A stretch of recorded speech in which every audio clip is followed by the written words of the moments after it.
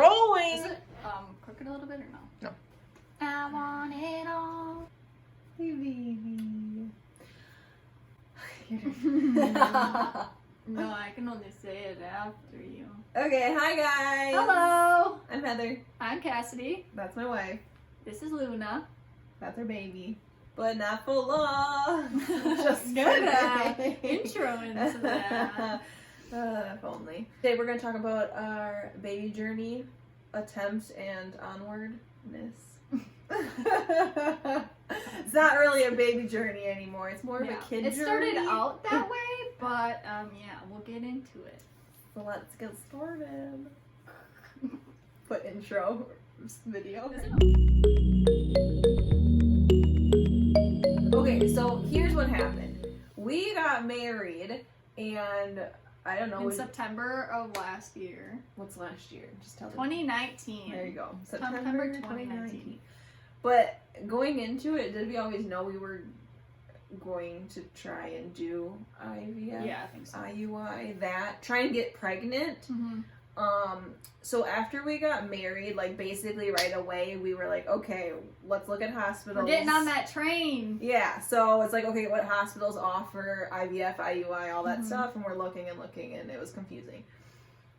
We found a hospital in December of 2019. We made an appointment at a hospital to go in January of 2020 for like an initial appointment. Did that. Right. So we went in for that appointment, January 2020. Oh, yeah. Initial appointment, got the information. We were going to do IVF. I was going to try and get pregnant. Oh, so exciting. Go home. We thought we had it all figured Yeah, out. easy peasy. Yeah, go do a blood draw, look for sperm, all that fun stuff. So we ended up buying sperm then, like, not right away. I guess we did like some shopping of sperm and stuff of just like whatever. Yeah, and I don't think it was that hard to pick one. I feel like a lot of people struggle, and yeah, I think obviously we were picky about some stuff like health background and stuff like that, but like for the most part we. I don't know. Yeah, I mean everyone on there is generally healthy, so I feel like it otherwise was. I don't think they would let you. It was more like, yeah, I don't know. Yeah. So okay, so we picked one. Can we tell them what the guy looked like? The celebrity photo? Oh, okay, yeah. So the they had celebrity photos of like the look-alike. Yeah. So we like kind of had like an image of what it could grow. The Yeah. baby could grow up to look like. I mean, if it was a guy, I guess.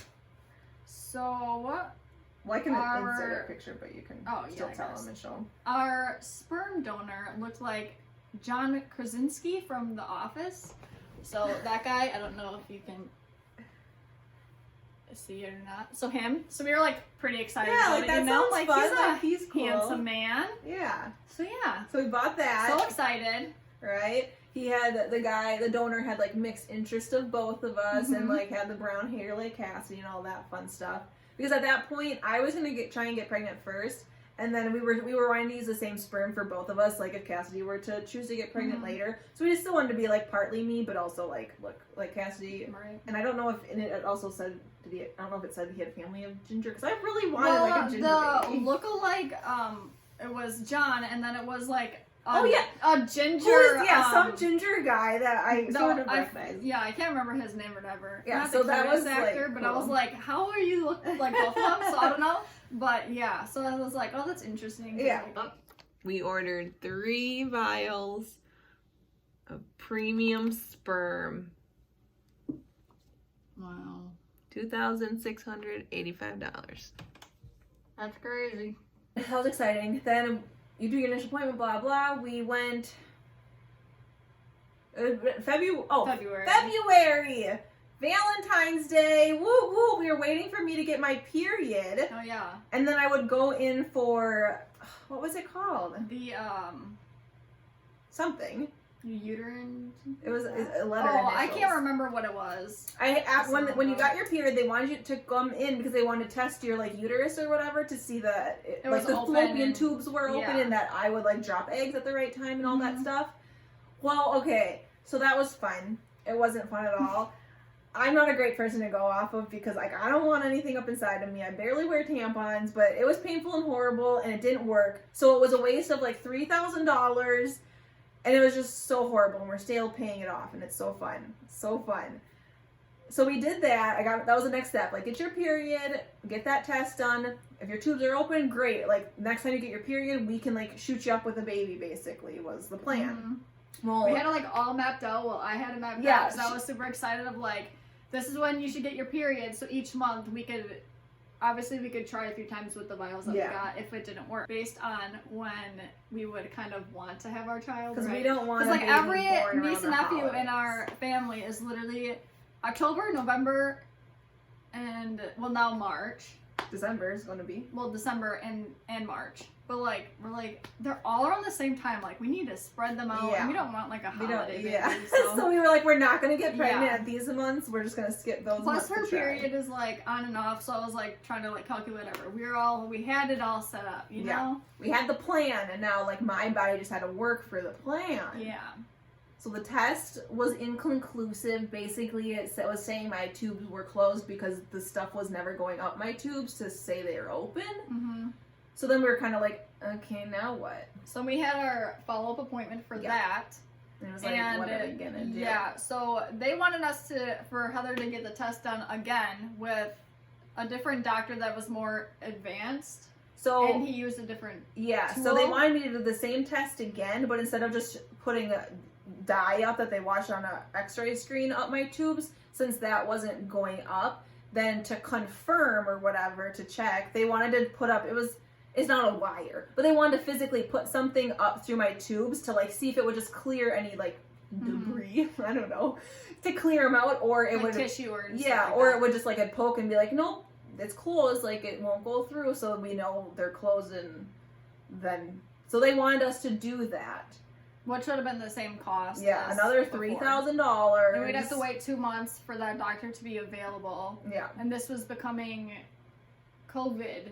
Yeah, so that got scheduled. We were like, okay, we'll schedule it, but we pretty much were feeling, as we left the appointment. We had asked and we said, can we just try to get her pregnant and get her inseminated and see it and just see if it works or not? Because we were like, we'll just try. Yeah, we were just we're like not going to spend frustrated. More money on not even knowing if we're going to get an answer or not. Why not just try? But yeah. So, like, we were asking, and they were so, like, hesitant, not really wanting us to, but it wasn't, like, against the rules. Mm-hmm. So we still let them schedule that appointment, but leaving, we were kind of feeling like, not.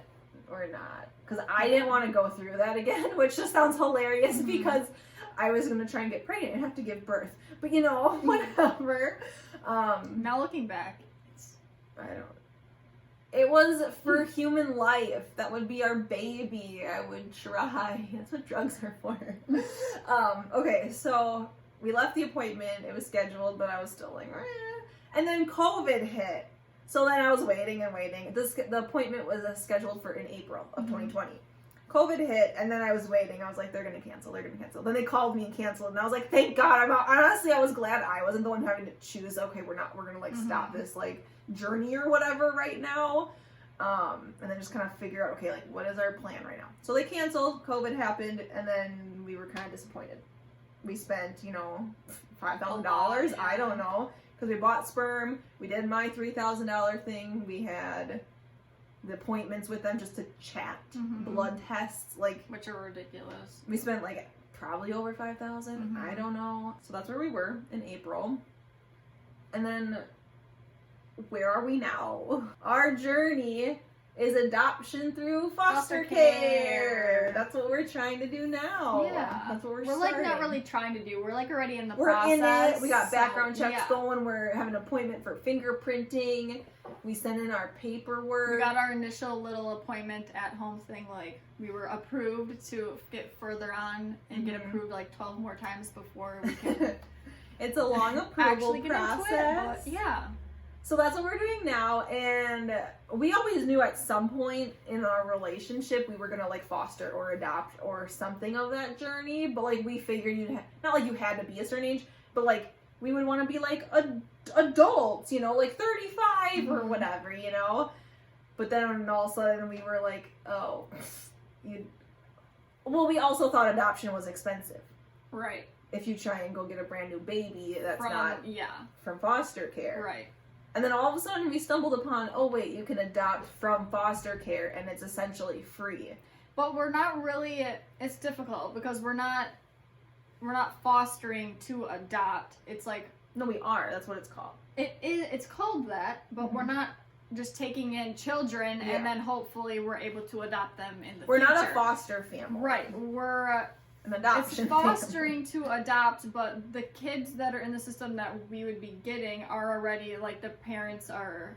The parental rights are revoked, and before the kids would come into our home, we would, like, do meeting processes with them and, like, be approved, okay, like, this kid's gonna come in your home, and, like, the goal is you're gonna adopt them. And the fostering part comes into that before you can officially adopt them, they have to be in your home for 6 months, just to make sure there aren't any issues that, like, you wouldn't want, like, somehow you couldn't adopt them anymore, because that would just be very traumatic. So they don't want to adopt them, then you say, oh, actually, it didn't work out for us. Yeah.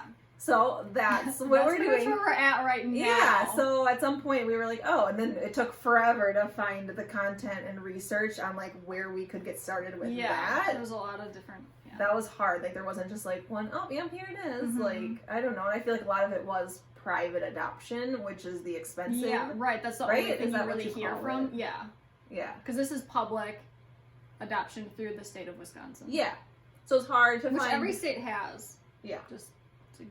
So we finally found stuff, contacted to be like, oh, we want to, like, since COVID's happening, we did, like, a little Zoom meeting with other families, and then, like, a instructor, like, had a little PowerPoint to talk through, like, this is what the process is, like, very general, like, an informational meeting is what it is.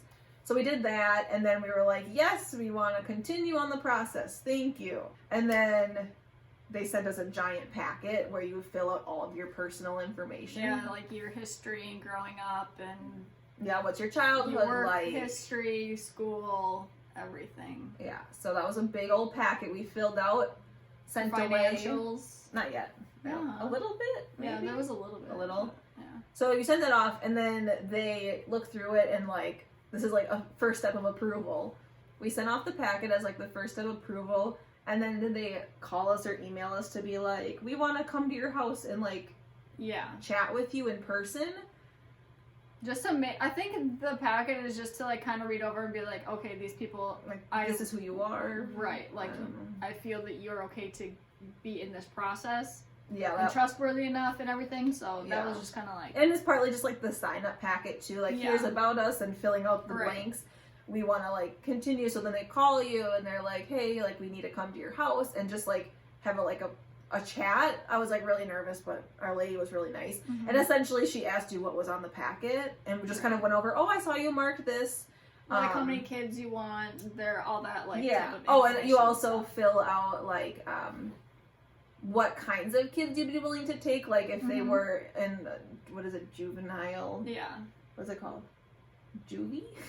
If they, like, kids that were troubled, or... if they have a history of drugs or alcohol, if they were sexually abused, if they're disabled, cognitively delayed, or anything like that. So you would check, like, if you'd be willing, and depending on the degree of it, if you'd be willing, so they can kind of get an idea, like, you know that these kids might have some struggles, right? So, yeah. So she came to our house, and we talked to her, and she was great and nice and everything. And then from there, you have to get approved again. So she goes back to her office and writes up a little thing and says, yes, I think these people are good to go to the next step. Like, things look good so far, which is what happened to us. And then, did we get another packet at that point? Then we got another packet sent when she approved. Yeah, us. so we knew her boss approved. Yeah, she, like, wrote up a thing and then sends it to her boss. And then her boss was all like, okay, I agree based off what you're saying. So then we waited for a packet to come in the mail and say, yay, you can fill out another packet to the next step. So we did that, and that was, like, extra personal of, like, your financials, like, your insurances, all that information. And they told us they were gonna, like, it's gonna feel weird, and I was like, oh, I mean, it makes sense to me. And then we're filling it out, and I was like, you don't need to know my business, and I'm like, oh wait, I know why you don't need to. It just felt weird. Well, it was interesting too, because I don't know if it was that packet or the other one, but it's like, there was, like, childhood questions or, like, different things, and it was, like, some stuff we didn't know about each other, so it was funny to, like, or, like, cool to, like, learn more about, like, our childhoods and stuff like that, so, like, I don't know. Yeah, it was pretty interesting, and then there was, like, a couple questions of, like, like what our parenting style might be, or stuff like that.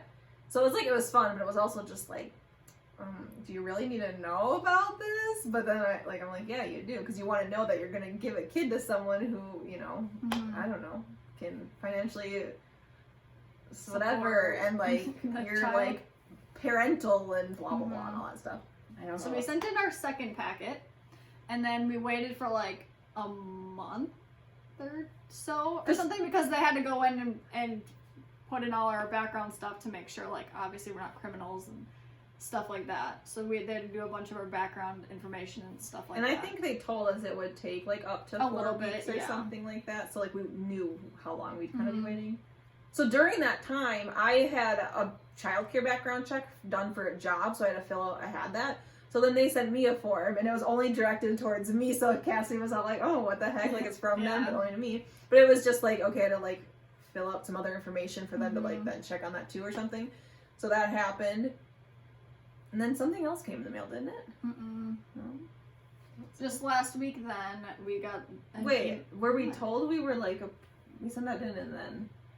She just emailed us last week and then said, we weren't waiting this long. Yeah, we were. You had your thing and then she emailed us. I don't really remember. So then our adoption worker emailed us and said, like, congratulations, look like I'll be your adoption worker, pretty much like saying that we're approved to like continue into the process again. Because like approved. Yeah, approved, and then you're finally assigned an adoption worker to like move forward. Yeah. So that's where we're at now, and we have an appointment for the beginning of January. 1 year later. Yeah, full circle. In the beginning of January of 2021 to do fingerprinting and then sign a bunch of paperwork, she said, and stuff like that. Yeah. So, and then we'll go from there, I guess. We'll see what happens next. My ideal plan is that by Christmas next year we'll have kids in the house, not officially adopted, but like on the road too. That's the dream, but I'm also not like tied to that because they told us it's from the point right now, I think, is it 4 to 6 months? 4 to 6 months before you're licensed, right? To then start looking for kids to come into your house. Because we forgot to mention, we're also doing modules of training.